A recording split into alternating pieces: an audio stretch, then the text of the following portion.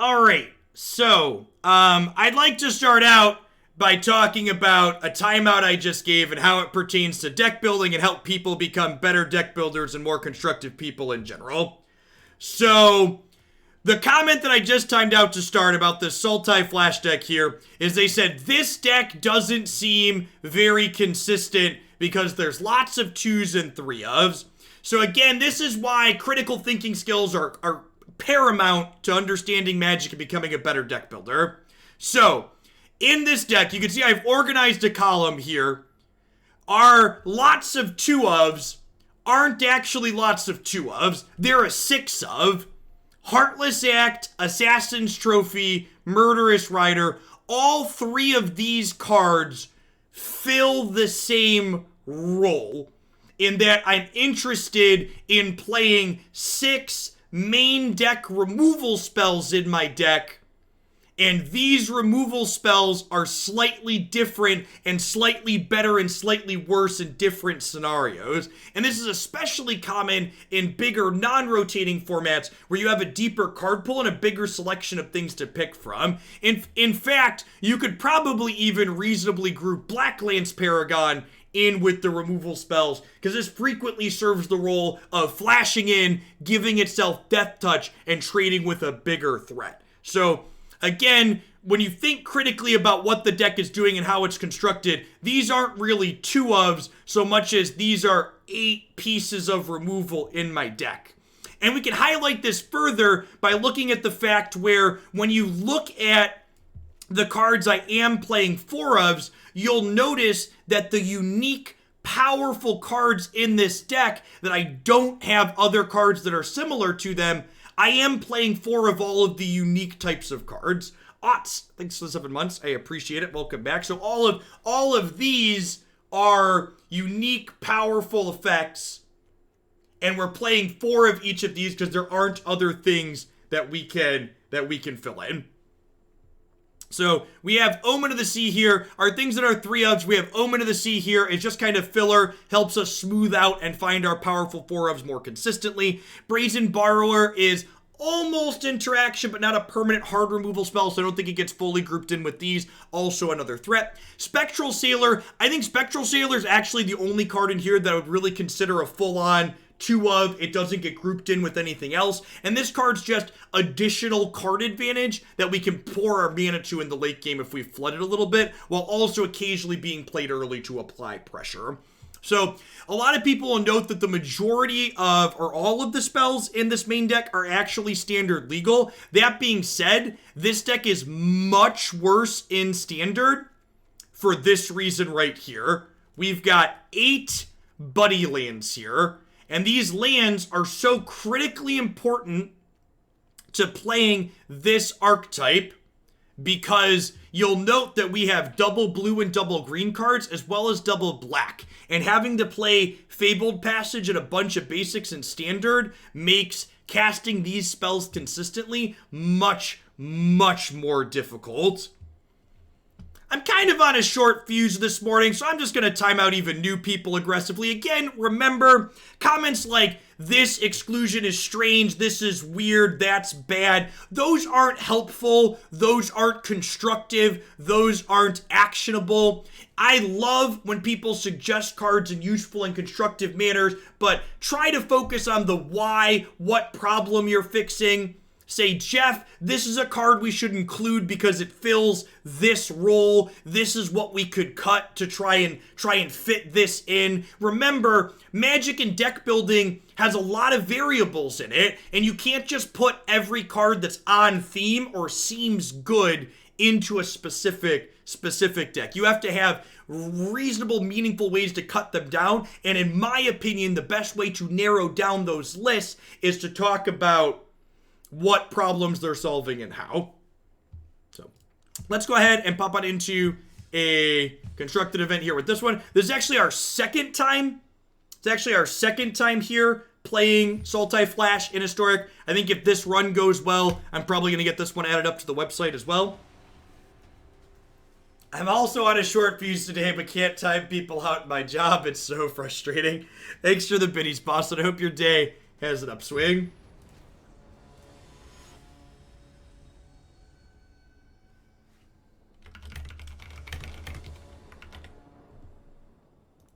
By the way, I'm gonna pull the raid command out of the stream title. Everybody who tried raid today, for the first time, there's a software issue on their end that it's not counting the integrations. So those ones didn't get counted, I guess.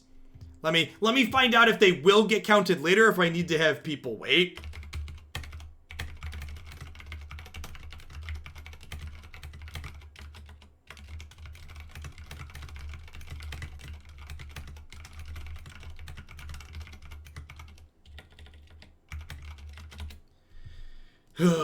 Details. Which is kind of annoying, because I, like, added the stream today so I could do the raid segment at the end, and now, like, their thing's broken today on the day when we're trying to do it. So, with this hand, I think I'm actually going to lead on the Triome here, because we're going to play Cutthroat. We're going to play Cutthroat on 2, and then we'll be able to play these on 3 to power up Cutthroat.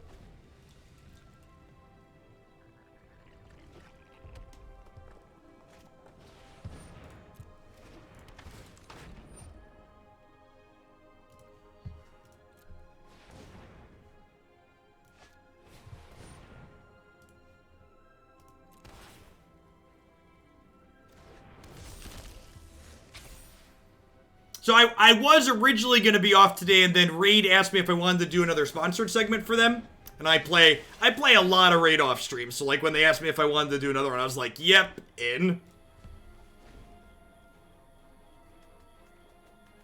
Their stuff's broken because we're good chill and sent too many people to them. Highly likely.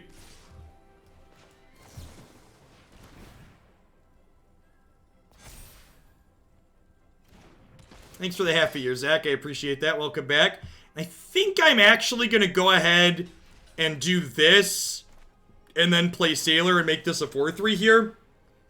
If they have Stomp, they were going to get to kill my Cutthroat regardless. And this way, since they let me get to blocks here, now their Burning Tree doesn't hit me, which is great.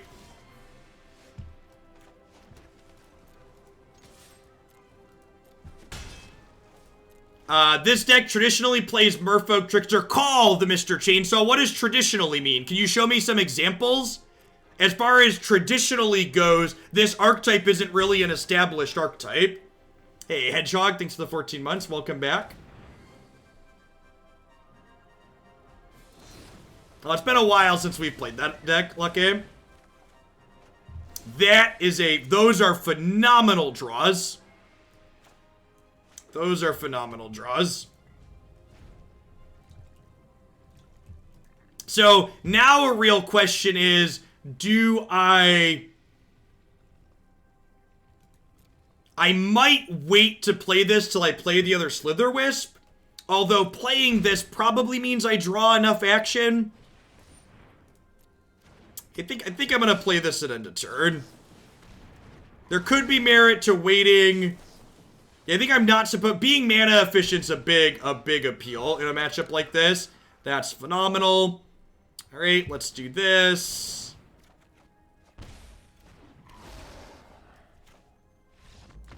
Opponent just packs it up, packs it in. Let me begin. Okay, Disfigure and Noxious Grasp are good. Trophy's good. Omen of the Sea and Cunning Nightbonder here. Probably the trims. I think I just want more cheap cards that impact the board. Slitherwisp is really good. And this is so... Slitherwisp and Nightpack Ambusher are both really powerful threats at the top end of this deck. They both feel like cards the opponent has to answer quickly or they just lose, which is nice.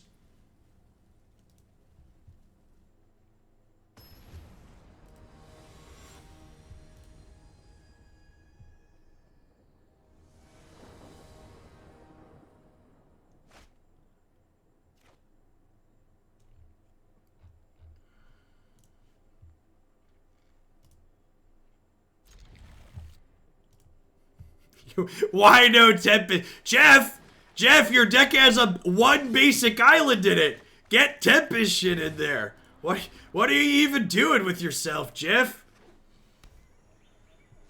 I want you to know I appreciate you, Greaseball. I want you to know I appreciate you. What matchup is Vivien there for? So, Vivien is kind of a grindy card advantage card. Is the inclusion for her. This at one point was a viewer submission. They had one Vivien in the main and one in the board, and she felt pretty reasonable last time we played it, so I wanted to try and give her a chance again. Wow, just no place, huh?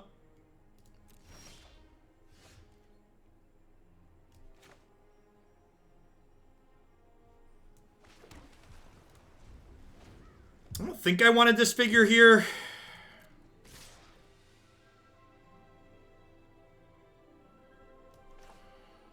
Okay, now I'm gonna disfigure.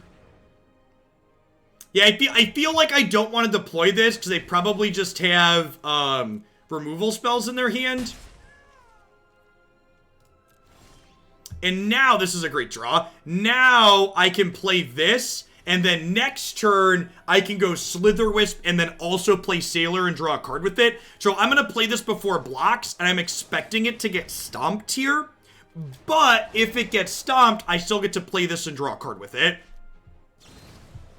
So still getting a 1-for-0 here, basically.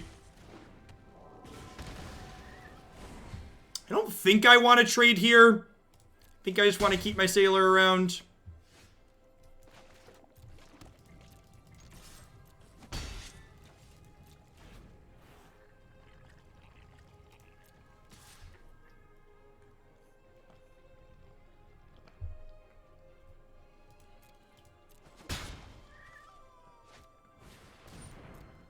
You like trading with them missing land drops? So, I think with the amount of spells in my hand currently, I don't really want to trade there.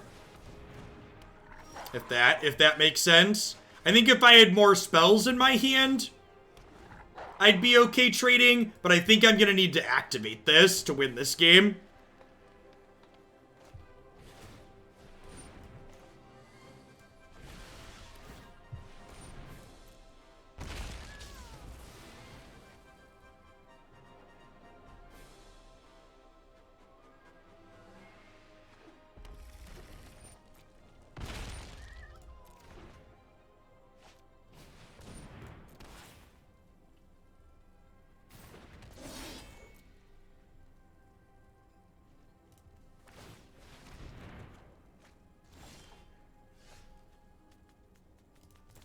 I'm gonna draw now, so that way I can know if I want to shock in a land here. And the answer is no. No, I do not. If they don't have a cleave, we could be okay here. If they do have a cleave, we're probably dead. Although I guess even ambush is pretty bad for us here, because now they have a 5/5. Hey, Bakken, thanks for the 14 months. I appreciate that. Welcome back. Thanks for keeping me around.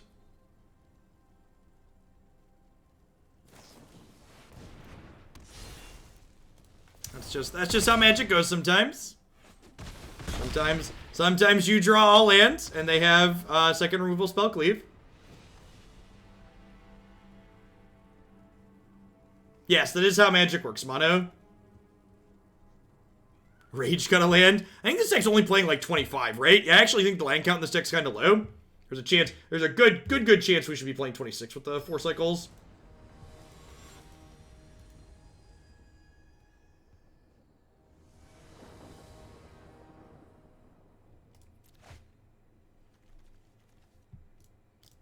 It's super reasonable. Needs to draw a 4th land, but we've got a few turns to do that. Has a couple of removal spells to keep us afloat, even if we miss.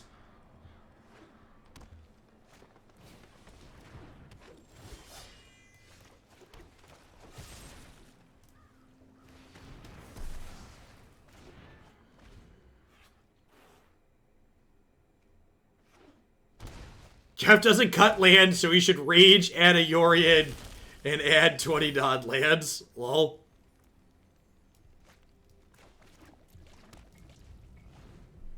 Double Nightpack Ambusher here is super, super good. I'm gonna kill this now. And I'm killing this in response to the Pelt Collector, because Pelt Collector gets bigger when things die, in addition to when things enter.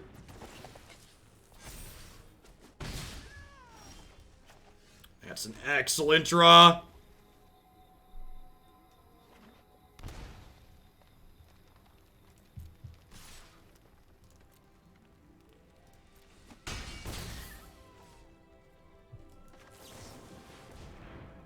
I did not try and block because they could have Embercleaved us there. They have double stomp. I'm going to be really sad, though.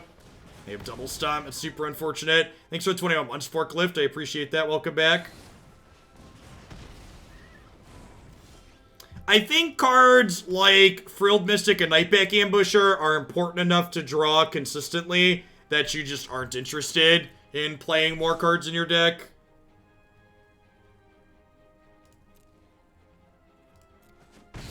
Mythic Canuum, thanks for the 5 months. Silent Nexus, thanks for the 4 months. I appreciate it. Welcome back.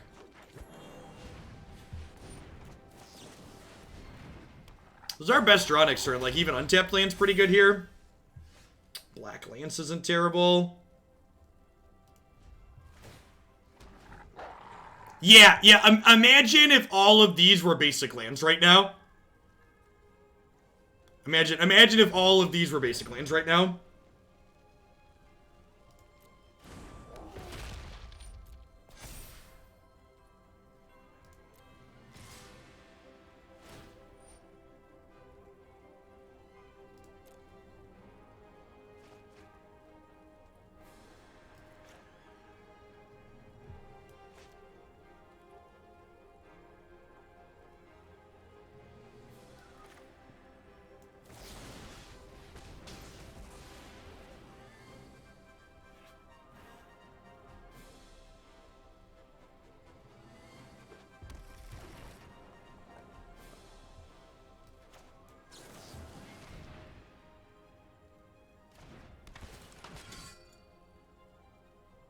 So they can't Embercleave me, and most of their removal spells are stomps. Okay, so now I can go block, and I take 1.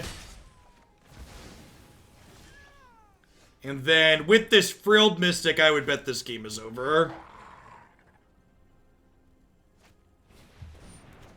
I guess they could have multiple removal spells here, or they could keep running hot and we could die, but we're definitely a favorite from here.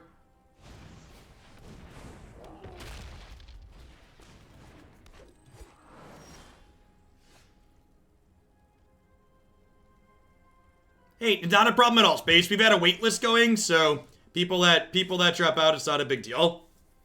We filled every spot so far off the wait list for people that have had to drop.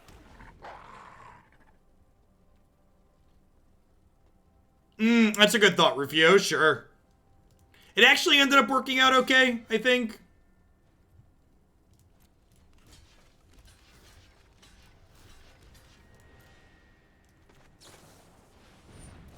No! Stop it! Bad girl player.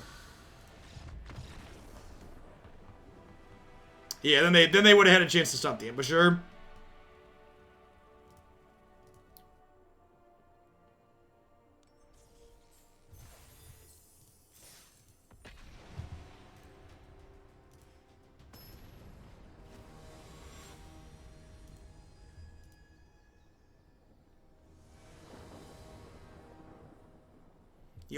The old Lizard Wizard.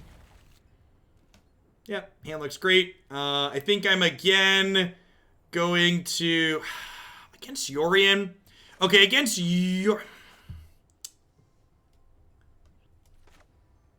I'm going to play this tapped. It could be right against a Yorion deck to lead on Spectral Sailor, though. It's kind of appealing to go Cutthroat on 2, though, into Sailor Omen on 3.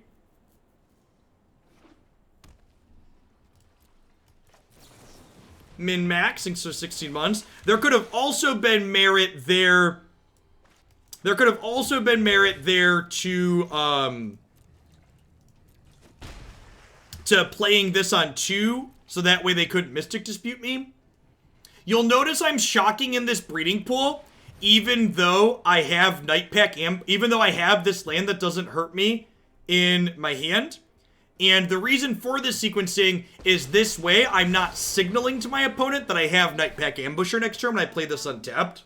Both times you play this list, you demolish scroll. In my experience, I beat That matchup really well. Would you think that's favored? I think from a Theorycraft perspective, the deck that we're playing has a good Gruul matchup.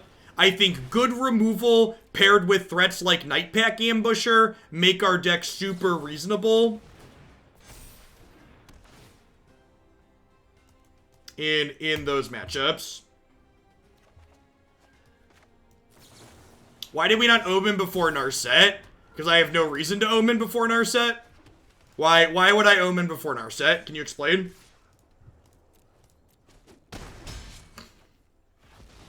I won't forget our time together.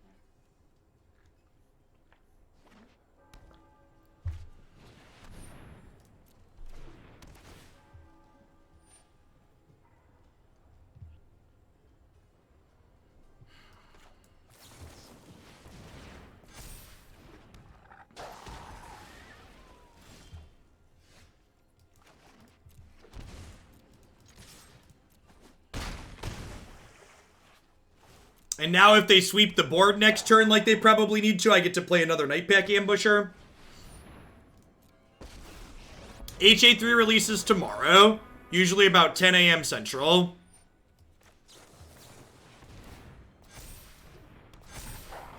Not so fast. We're going to do one Moto League to start the morning tomorrow, and then we'll be playing HA stuff for the rest of the day. Alright, so Mystic Dispute, Stroke, Questing Beast, Vivien, all super reasonable here.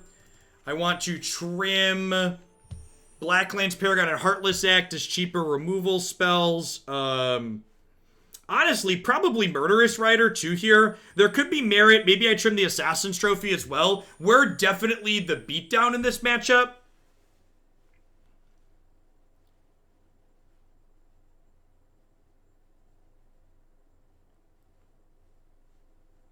I could also see trimming Omen of the Sea here. Because if they get Teferi and Narset out, this one's a hard one to play. Rider's a removal and a threat. It's a threat. Like, it's not really a threat. Maybe Rider is, like, better than Cunning Nightbonder. I'm not super in love with that card. I could see that. Leave, like, an Omen of the Sea in. Like, I don't think Counterspells is the axis they want to be fighting us on. I could also bring the third trophy in and, like, have 5-spot removal. Like, this is a removal spell. Noxious Grasp probably kills everything in their deck. Really? Did you see the Narset they just played? Trophy is also flexible and kills Elspeth Conquers Death and Search for Azcanta. Or other cards that they can be playing reasonably.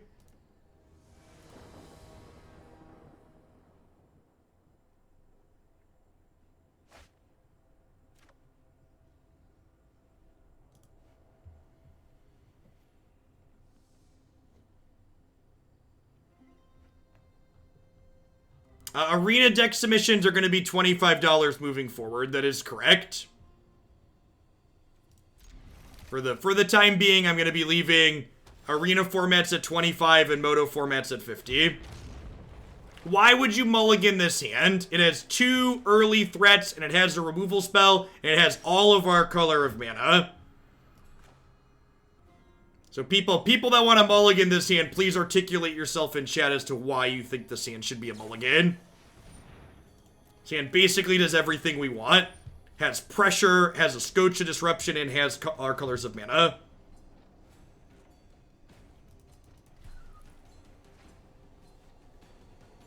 We have an Imperial Rites deck in the queue. Well, you didn't glance very hard. It's literally the top deck in the historic section. Is it the top deck? Yeah, it's literally the first deck in the historic section. It's on line 6.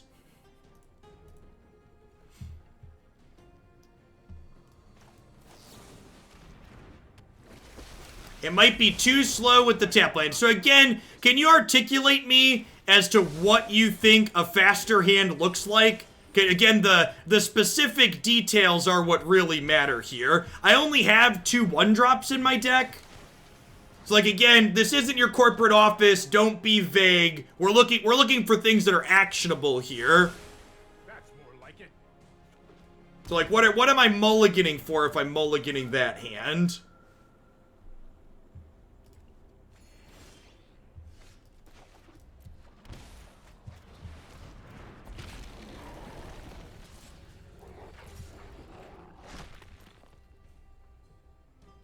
There's a chance they chump block the Questing Beast here to keep their Teferi alive. So I'm going to go ahead and attack Teferi with the Spectral Sailor. So I can keep him down just in case.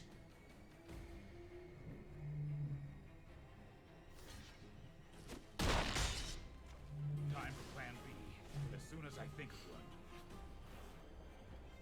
Questing Beast doesn't have Flash, not agile enough, right? HA3 releases tomorrow. Arena does patches on Thursdays, generally.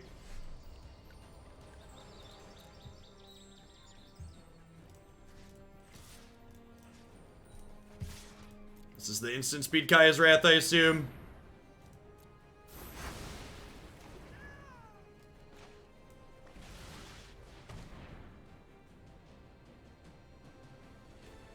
Only time will tell.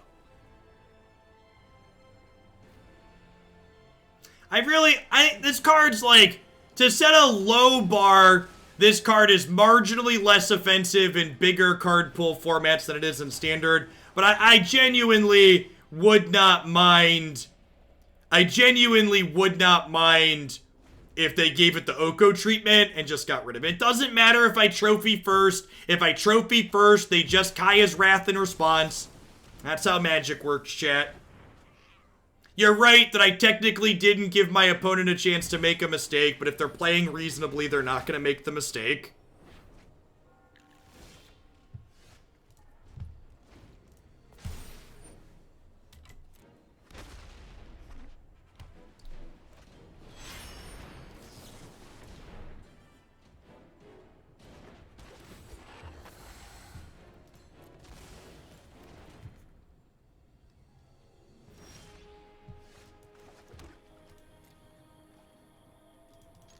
Being vague and unprecise is presidential. I mean, it actually is a good... So, people often like to describe Trump as being dumb, but one of the incredibly smart things that Trump and other people who are acting and talking in bad faith do very frequently is they are intentionally vague in the way in which they present themselves, because being vague in the way they present themselves allows the people that are listening to them hear what they want to hear, and it gives them plausible deniability to say, that's not actually what I said, even though it's what they inferred. What they implied or what they wanted to be heard.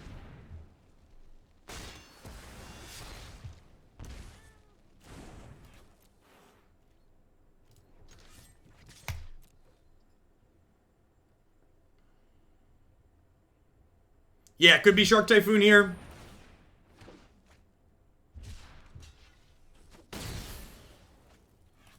I love sponsors, Dirty Digits. They're great.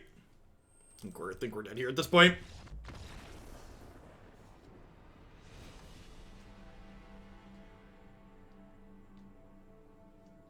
AOC 2024. Here's hoping, Spretta.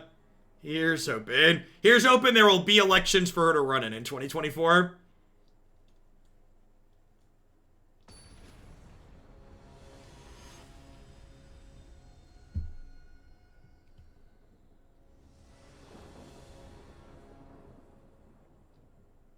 I don't know, it's hard to know, Teledin, how much is him actually being stupid and how much is him being smart and calculated with how he manipulates people. And that's one of those things that, like, you really just can't really know the answer to which of the two it is. Because you're right, it could very well be either of those.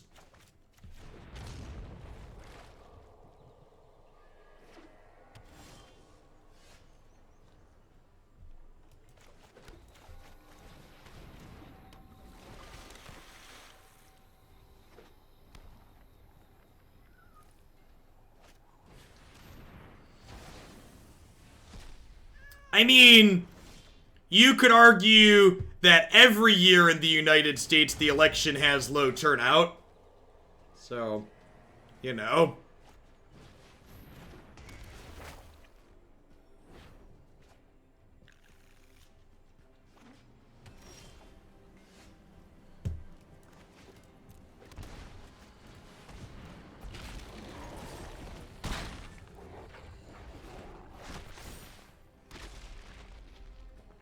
I think was it Michigan that just announced they were giving absentee ballots to everyone? Didn't Trump win because of low turnout? No, that's actually not true. So, the number of popular votes that Hillary Clinton got in 2016 actually was not that far off of the number of votes that Obama got in 2012. And the number of votes Trump got in 2016 compared to the Republican candidate in 2012, there was actually a couple million increase, if I recall correctly. That's super unfortunate. I don't have a counterspell here.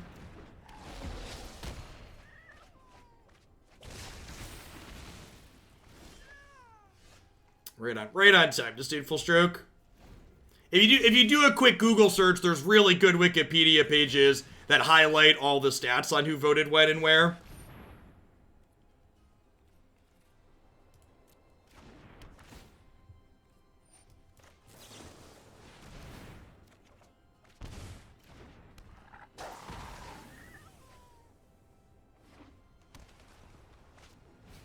So I played this in response there because I wanted to draw a card with my Slitherwisp before it died. Frilled Mystic's a good pickup here. If they don't kill my Nightpack Ambusher this turn, having 2 counterspells to protect it's going to go a long way.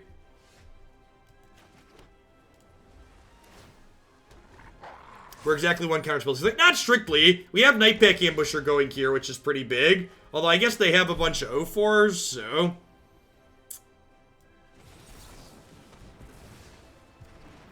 How's this deck feeling? I like this archetype a lot. I think it's got a very reasonable girl matchup. We're in game 3 here against our opponent's control deck. Could go either way at the moment. Why is Trump scared of mail-in voting? Because when people vote, Republicans lose. And mail-in voting makes voting more accessible. And making voting accessible is not good for the Republican Party because the Republican Party runs on platforms that are wildly unpopular.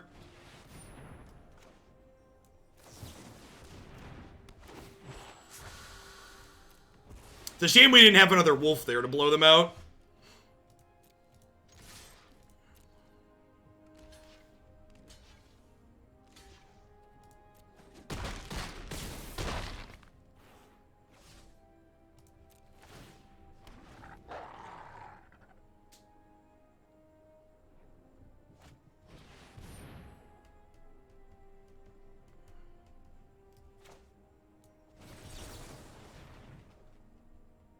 All that matters is swing state turnout. If you only care about the presidential election, the only thing that matters is swing state turnout. However, if Mitch McConnell has not made it abundantly clear to you in the last few years that more than swing states matter and more than the president matters, I don't know what will. Like, so much more matters than just the presidency. It's such a huge thing. Alright, so do we Questing Beast then and just smack them in the face here? I think we just Questing Beast and smack them in the face, huh?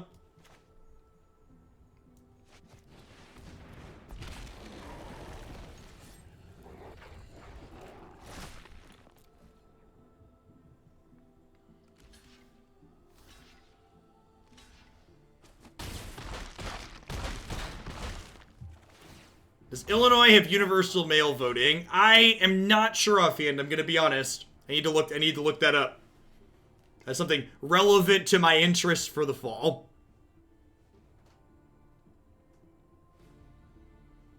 I believe you just don't get to sideboard for that match half quarter.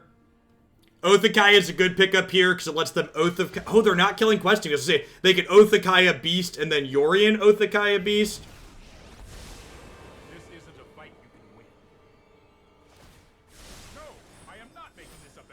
Wow, I'm very confused by their sequencing there. Okay, so it's important that we take their planeswalkers out of play next turn. Oh, that's an Elspeth Conquers Death. Probably dead here. Probably dead here.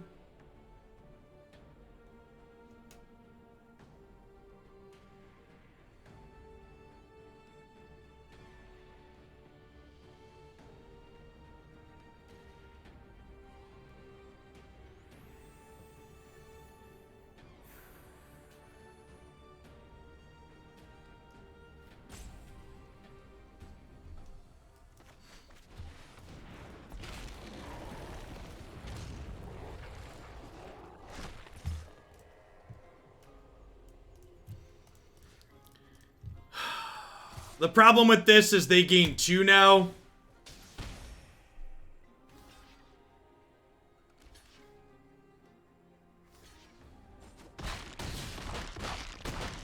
They have 6, 7, 8, 9. If they have an untapped land here, they get to Conquer's Death and Yorion Conquer's Death. Yeah, I think we're dead at this point.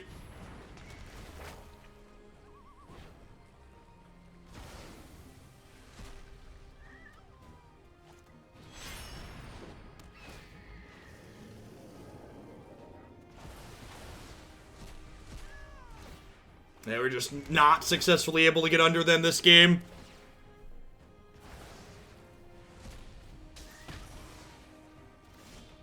The slew of births were just too much to overcome. If they hadn't had a bunch of free 0-4s. It's nice to know that my card evaluation skills are super on point though, even after all these years. Because if you look back, Birth and Elspeth Conquers Death were my picks for 2 of the best cards out of Theros. That definitely came to be true.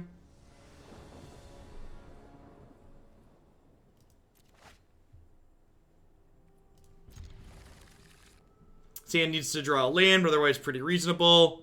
Wellspring here on the other side of the table. Could be a variety of things. Am I going to partake in the Open? Well, if you're new here, which you must be if you're asking that question, the purpose of the Open event that we're running on Saturday is so I can do coverage of the tournament. So all day Saturday on this stream, myself and my buddy Matt, who was in chat a second ago, will be doing full coverage of the event. One of the requirements for people to play in the Open is that they have to be able to broadcast their matches to Discord.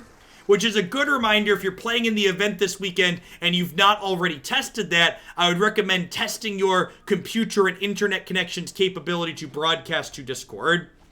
It is a firm requirement that you're able to broadcast to Discord to play in this event. If we request that you share your screen and you are unable to for a feature match, you will be dropped from the tournament.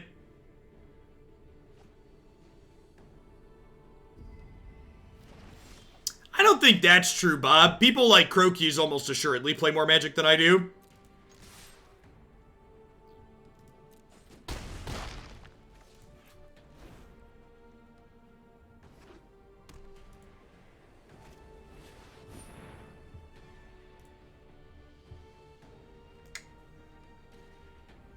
That's super unfortunate.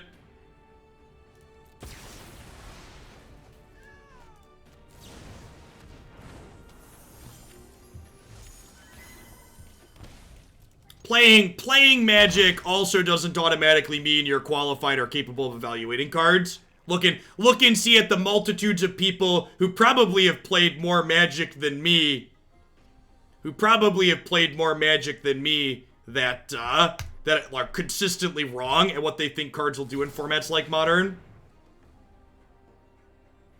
No, I don't think I intend to light a bunch of $20 bills on fire trying to qualify for a tournament.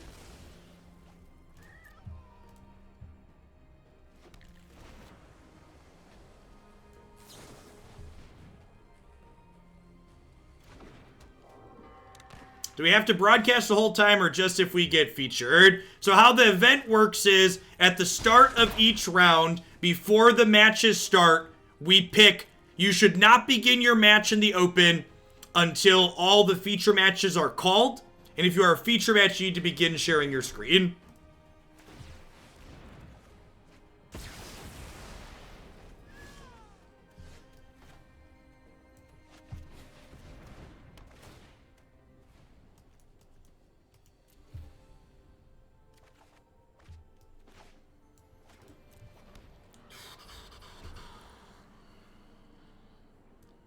I'm gonna cycle this Triome here for sure.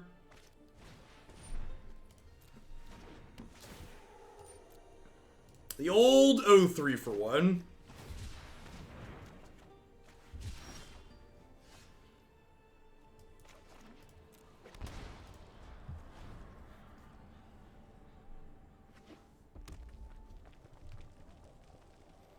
I would argue that there is an intent in your play, a constant improvement that some people don't have. Yeah, that's fair.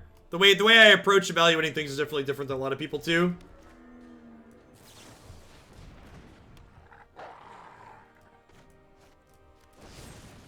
Loading Ready Run posted their Ikoria nicknames podcast on Monday, and I got the top voted nickname on Luris based on discussion of the card. Is Casting Black Lotus overpowered? No, it is the companions that are busted. God bless.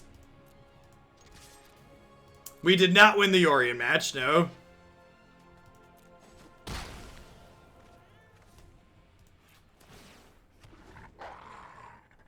This is probably going to be a play Slitherwisp plus Scry 2 turn.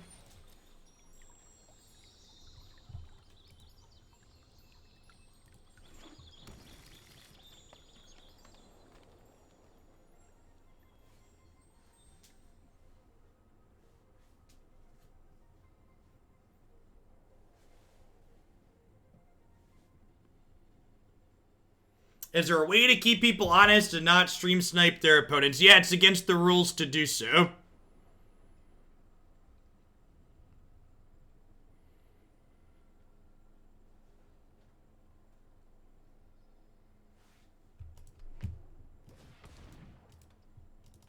Listen, if you feel the need to stream snipe in a tournament that's like being played for just store credit, come on now, get a life, get some help. I hope you find the mental health help you deserve if you feel the need to stream snipe a tournament of the magnitude that we're doing. It is against the rules to be watching the stream while you're featured. Don't be a dick. Yes, you can also see who's watching you in Discord. So there's literally only the main match where that could possibly be a concern. How will that be enforced? It's not enforceable. It's not enforceable. It's 100% being run on the honor system. Don't be a dick. If at some point we decided to run tournaments with higher stakes, maybe we would implement some kind of delay, but the stakes are pretty low. Like, our prize support is super flat. This isn't like the Arena Open where first place is $2,000. And if you don't get first place, your prize is like, if you don't get the first or second, your prizes are worthless. Like, our prizes are super flat. At the end of the day, you're only playing for an additional $25 in store credit per match win. The goal of the event is to be a community-focused event. In the event that the tournament series grows and Cool Stuff Inc. wants to give us more prize support because they're seeing a lot of support from it, we'll probably flatten the prizes more as opposed to making them top-heavy. Toba Louie, thanks for the 5 months. Say thanks for the 15. One of the things I hated about tournament magic is how top-heavy things are. So my Hoaglandia tournament series is basically my chance to do everything different that I always wanted to see done differently with tournaments. So that's my chance.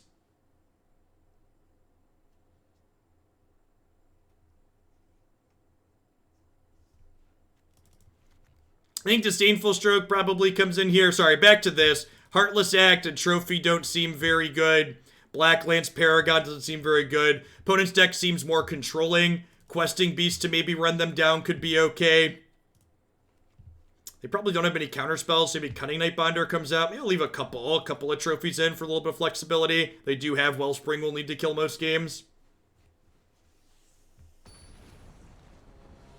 Yeah, not being top heavy makes the games less stressful. I want the event to be fun. I want it to be something people want to play in and not stress out about.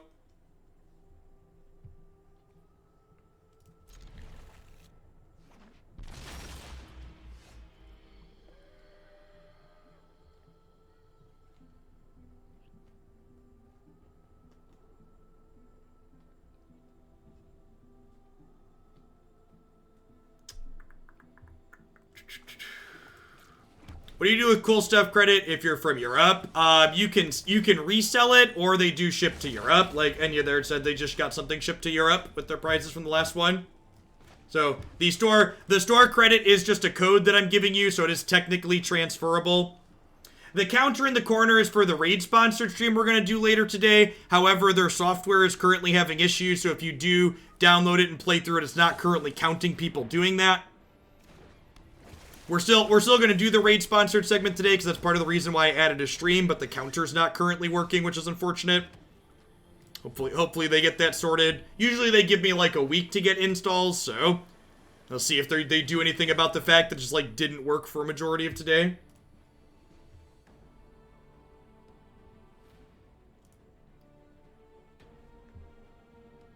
Oh, hey.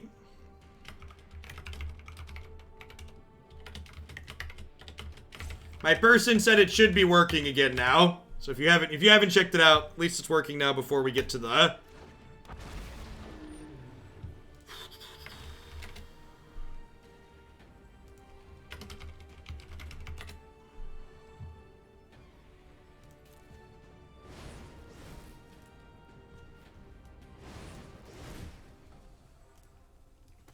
probably dead here. Feel like we're gonna have a hard time overcoming this. Although that's a good start.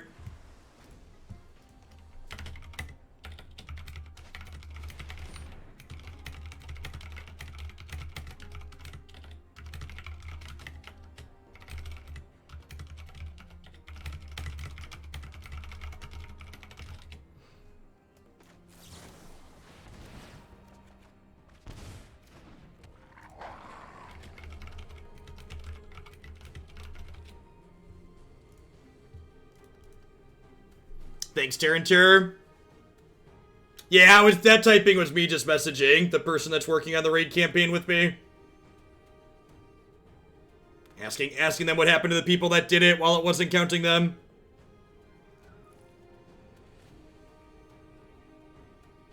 If anybody hasn't tried the raid install and you want to give it a try to see if it works for us as well as support my stuff, I'd appreciate it. Drop me a message on Discord, preferably. Twitch could work too if you're on Discord, but Discord preferably, letting me know what name you use for the raid thing so I can cross-reference to make sure it was counted and what deck you'd like to bump up. Yeah, that's rough. That's a good draw, though. Okay, maybe we can race here. You're doing it now? Thanks, Gaffer, I appreciate it.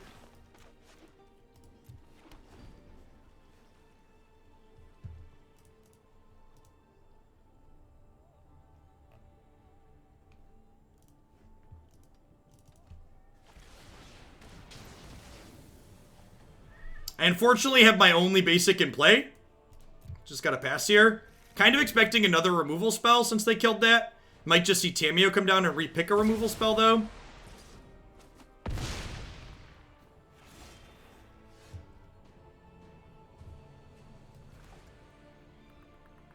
Just my normal Link Dirty Digits, my normal Jeff 5.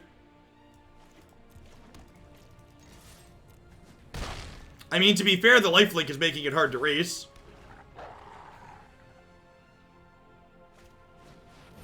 I'd be up for a cut Civilized Scholar, that's fine. I have the ability to run longer today. You can push back the raid segment a little bit. Hey, Fat Nerd, thanks for the brand new tier 1 sub. I appreciate that. Welcome. Thanks for keeping me around.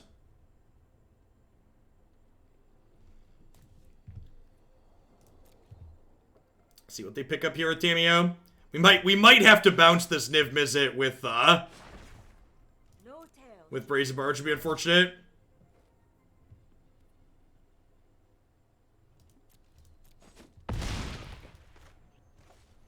So I think I'd rather draw a card than make this bigger, so we'll go Slitherwisp into Cutthroat.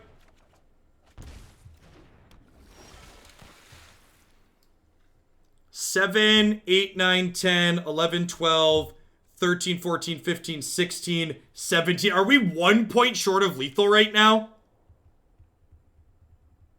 Hey, I really appreciate the support, Fat Nerd. Welcome to Oglandia. Thanks for keeping me around. We're 1 point short, right?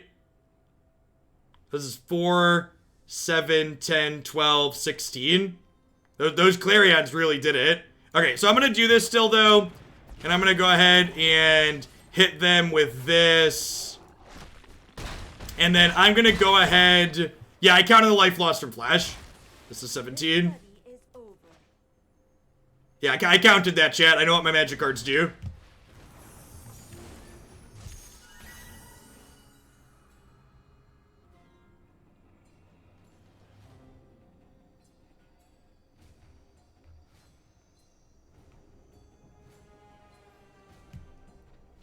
Sounds good, Scholar. At this point, you're my most committed relationship. Thanks for the tier 2 bandit. I appreciate it. Welcome back. You can read the cards. There was a video earlier where I didn't read the cards, so. We're playing Luca.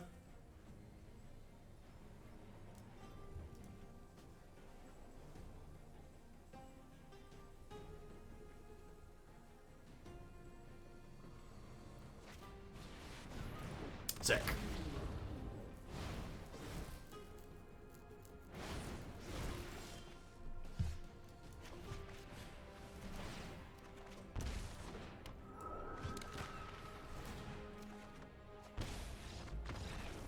How do you access the subs Discord? And pop on in using the instructions right here. The most notable part of those instructions is you'll need to follow them on a desktop computer. I like this list. It's super slick. I think we're gonna add this one up to the website. I like it a lot. Feels like it has good tools to be competitive in this format.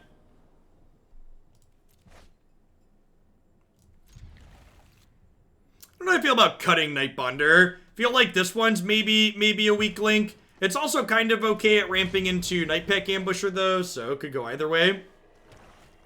Yeah, so I talked about this once before. Nerf Blaster, thanks for the third of the year. Good games, half quarter. Good luck in the rest of your constructed event. One of the things I'm going to be doing with my website when time permits, Snapbolt Snap, thanks for the 24 months. I appreciate that. Welcome back. Thank you for the absurd tip, Scholar. Add some Esper Hero into today before we do some raid.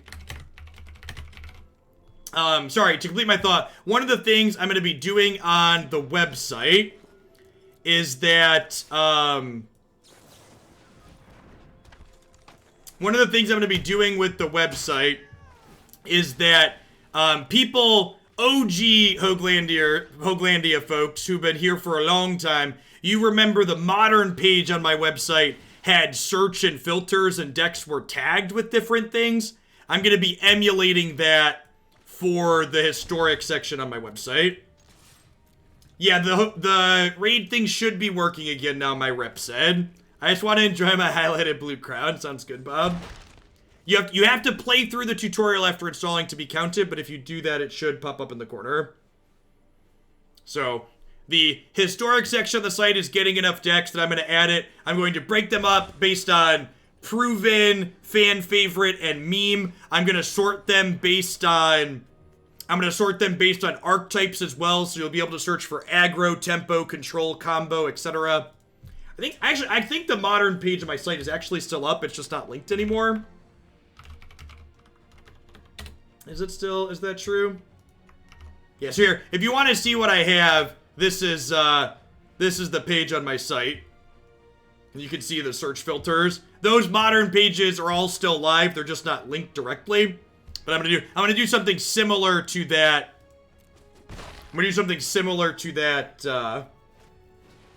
So I'm gonna trophy their priest in response here, so they can't sack my Nightbonder. Well, the download link was always working angry, but it wasn't counting credit to my campaign was the issue. So like the ticker hasn't gone up yet. We've been at 88 all morning. So if it works when you finish the tutorial, a little guy should pop up and we should go to 89 out of 100.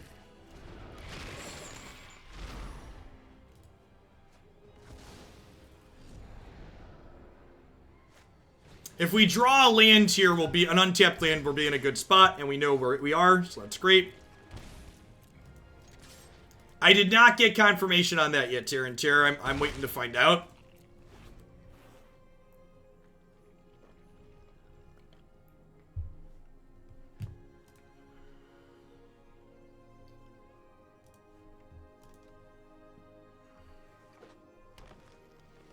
The contributor status bar is not one that I have to fill up for anything. That just tracks when people who installed Raid spend money on it.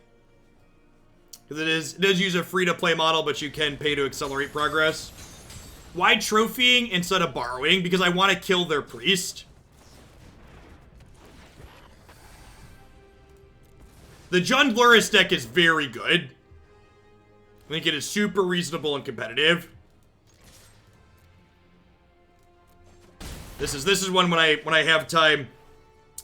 Jundluris and Jeskai Nexus are both decks I need to get up on my website when time permits.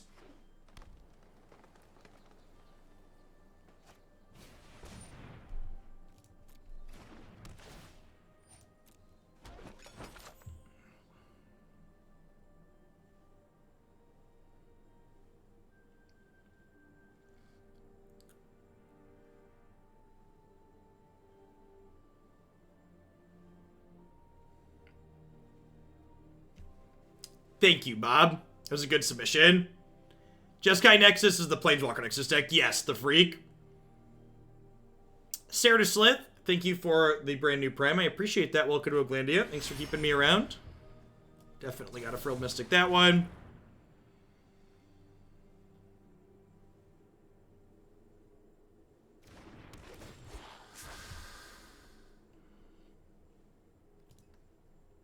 Ganon Gamer.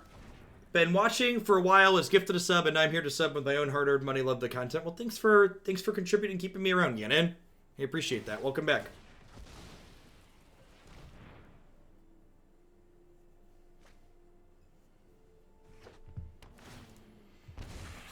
Okay, they can't play the oven this turn at least. I've got a good amount of pressure here, and the Slitherwisp draining them should hopefully be the nails in the coffin that we need.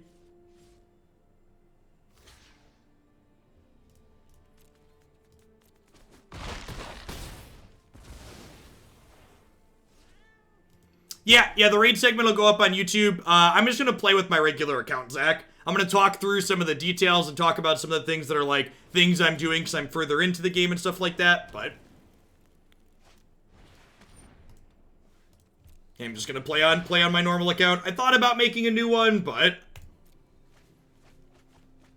I have things I want to do on my account.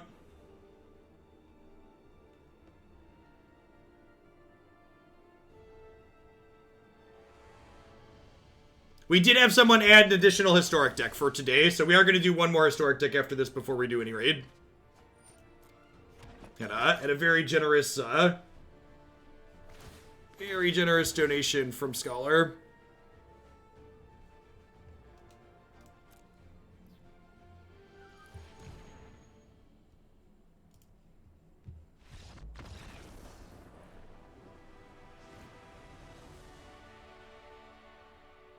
When Pioneer comes to Arena, would you consider a Pioneer Hoglandia open, even if Pioneer is in your cup of tea? It will 100% depend on what interest from the community is like. Turnpike Bear? Will 100% depend on what people want to see. I just kind of go with the flow. To be honest, I don't know if Pioneer's my cup of tea or not right now. I haven't really been playing it. So I think Murderous Rider is probably not.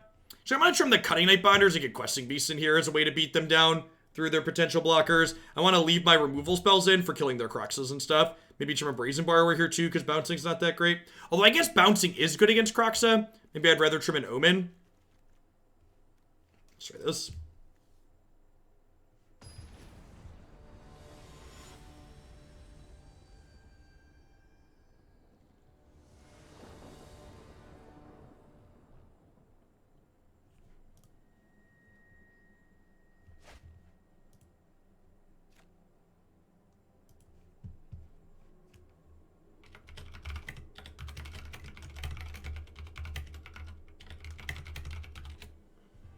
What matchups are the Viviens for? The control decks? You don't need to complete the campaign, just the tutorial. Did you just do it and it didn't count it? Are they still broken? Technology, chat. Technology. I think I'd rather have Frilled Mystic than Nightpack Ambusher. Maybe that's not true on the draw. On the draw, maybe I'd rather have the threat. Let's keep the threat on the draw and see how that goes.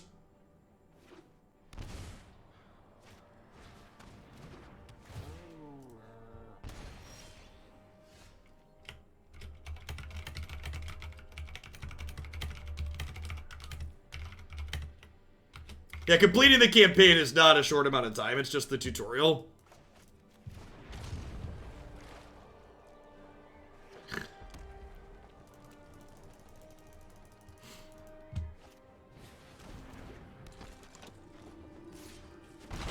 I actually haven't finished the campaign on Nightmare yet myself. We're going to play some of those campaign levels when we do raid today.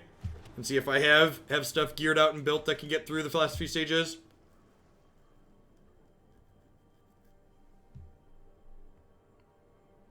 I would not expect all of Pioneer to be on Arena anytime soon. I think it's gonna be a couple of years at least. I think we just do this in response.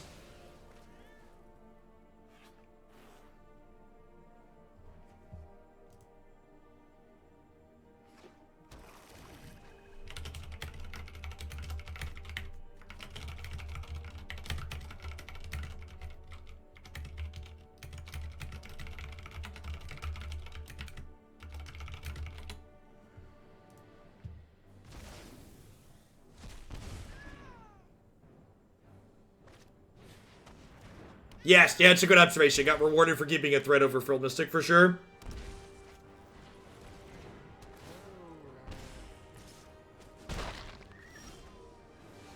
My best piece of advice if you're playing Raid and getting into it is just ignore the PvP for a while. The PvP aspect of it takes reasonable, decent account to get into. I don't think I touched the PvP arena past doing my daily quests in it for like a month or more.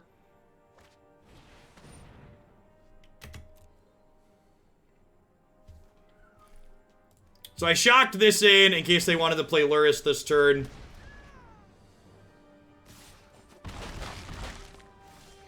Basically took 2 points of damage as an opportunity cost there, which I think is fine. They have a removal spell? Gross.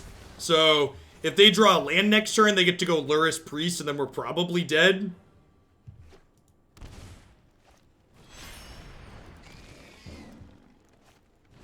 Yeah, I don't know that we can catch back up from here.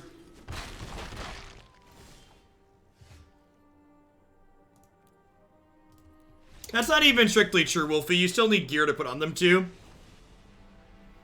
What's your take on the idea of just bringing the staples of Pioneer in first, opening the format, calling it Pioneer, even though it doesn't... I think that would be a bad idea, 10-ton hammer. I think they shouldn't open a format and calling it Pioneer until all of Pioneer is available on the platform.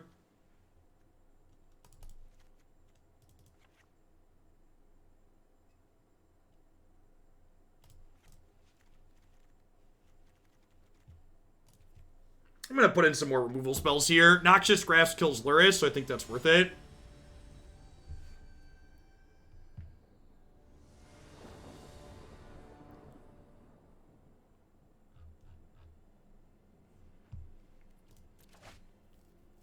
I think all those cards that they add will be historic legal, so people could just easily play historic in the meantime.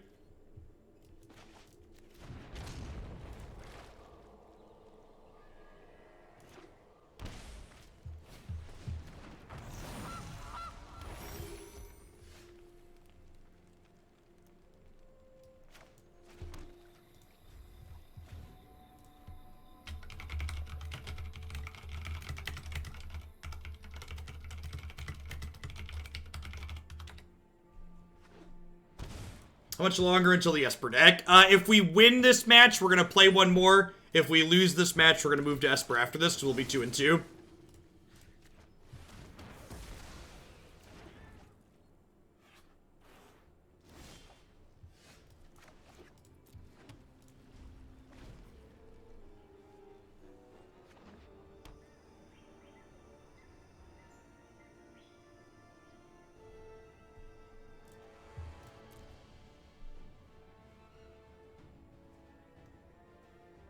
I would be very surprised if they put fetches into Arena in general, because fetches aren't legal in Historic, so I would assume they just won't code them. Would be my expectation. This is fine. We'll discard an Overgrown Tomb here.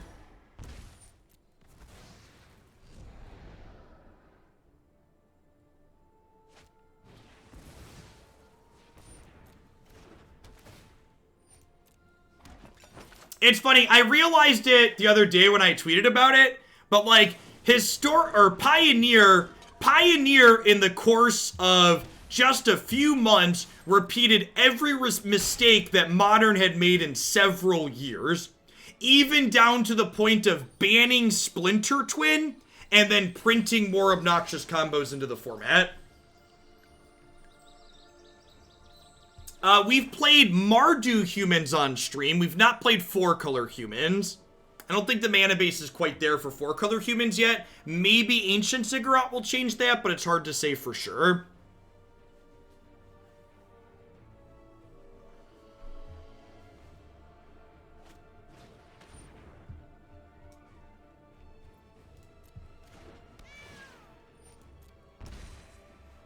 I'd imagine it's 4-color humans would be no green.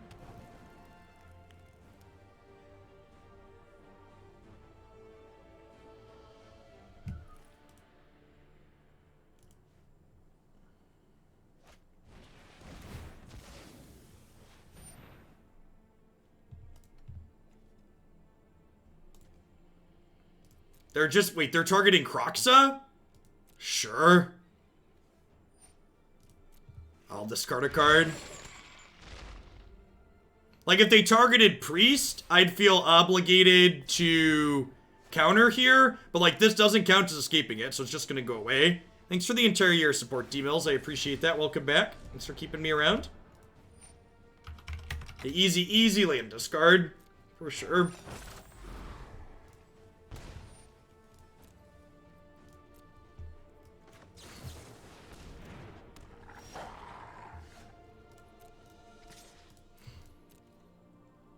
No reason to attack and let them sack the cat here.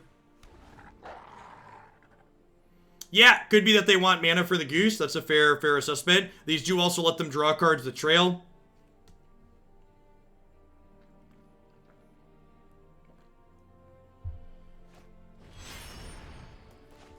This actually just works out super perfectly for us here. So we get to do this, counter this Luris, and then next turn we get to untap, slam, questing, beast, and shove.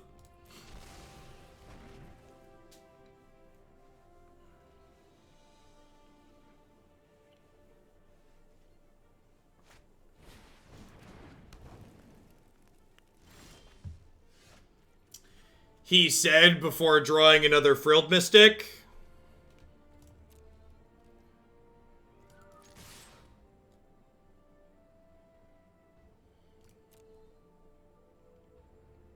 So they get to drain us for 2 a turn with the cat, but we're adding a guaranteed 3 power to the board every turn, which is nice.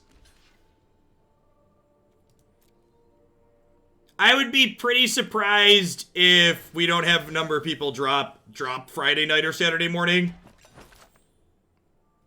How do you feel about Vivien, Champion of the Wilds, over Nightbonder? I think Vivien's not very good. I think we don't have enough creatures to consistently hit with her +1. I think she's a 3-mana planeswalker with a low loyalty ability that doesn't impact the board. I don't think that card's particularly competitive.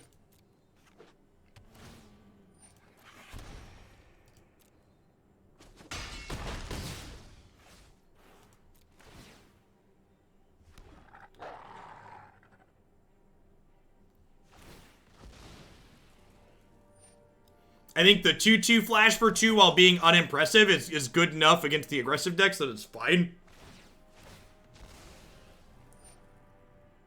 So, the 3-color decks in this format, talking about this looking almost like standard, it really highlights the difference having good mana in the format makes. Of always, Dude Light, always.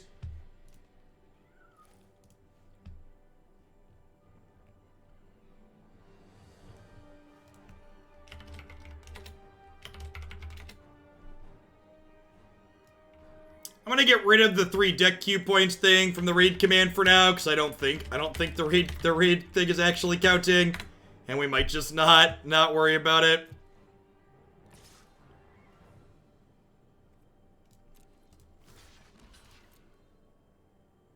Thanks for the 10 months, Fringe Devil. I appreciate that. Welcome back. By saying on Marty's stream the other day, there's a significant segment of Historic that's just standard, but the mana actually works. Yeah, for sure.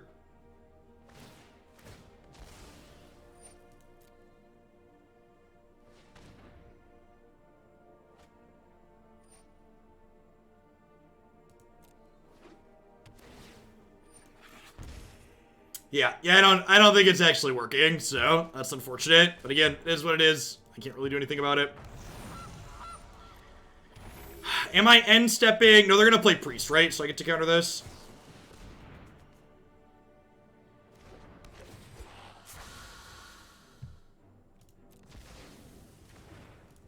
Always space. So they're at a virtual 13 right now. They can block plenty of my stuff here.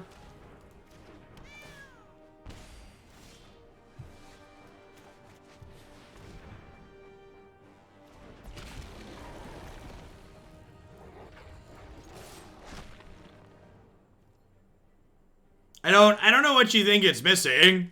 Like, again, that's why like what you're doing I don't think is particularly helpful, because it's not actionable and it's not constructive and it's not specific. Like focusing on the specific details will help you figure things out more than anything.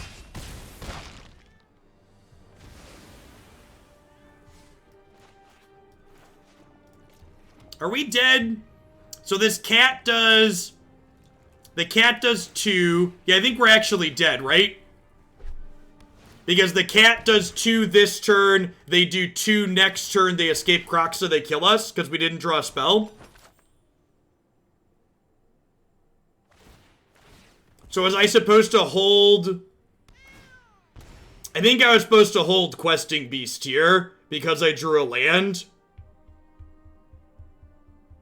Yeah, opponent played this really well. I didn't stop and count fully what the cats were gonna do with the block and the food that they had. So I don't know that we guaranteed win the game if I don't play Questing Beast there, but we don't die that turn, right? We probably win if I have one more turn, because I have a wolf as a blocker, so they can't attack me for lethal, and then I almost assuredly kill them the following turn with my attackers, even without the Questing Beast. So yeah, I kind of spiked that one into the ground. Again, this is why the ladder will be nice, because you know, here I would kind of like to play one more match, but I don't want to commit 1,000 more gold just to play one more match with the deck. And it was a good back and forth, like, and that's why when people go to ask for, like, well, what was the record with this deck? And it's like, well, the record doesn't really reflect how the deck played, because, like, the difference between being 2-2 and being 3-1 and playing more matches is simply, like, me stopping and counting on that last turn. I don't think Lochmere Serpent is very good. I think Lochmere Serpent is incredibly slow and clunky. 6 mana is so much mana. Yeah, so my aggression there and just not counting allowed them to kill us exactly with it, so... Yeah.